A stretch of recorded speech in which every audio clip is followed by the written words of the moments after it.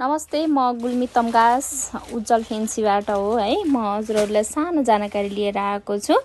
अहिले चाहिँ बढ्दो क्रम के छ भने धेरैजनाले चाहिँ ब्याङ्क जान गाह्रो मान्ने है, एटिएम बोकेर हिँड्न गाह्रो मान्ने, मोबाइल बोकिसकेपछि धेरैले पसलमा क्युआर गर्ने, नगद माग्ने प्रचलन अलिकति चलेको छ है, अलिकति बढ्दो छ। त्यसैले गर्दा अब कृपया कुनै पनि कस्टमरहरूले क्युआर गरेर नगद चाहिँ नमागिदिनु होला।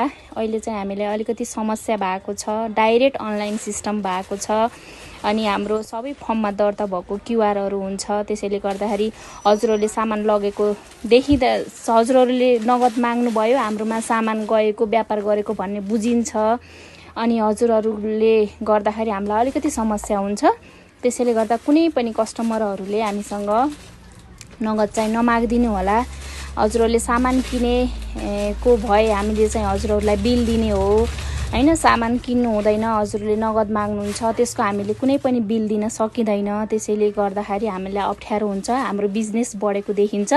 हजुरहरूले नगद लाने गर्दाखेरि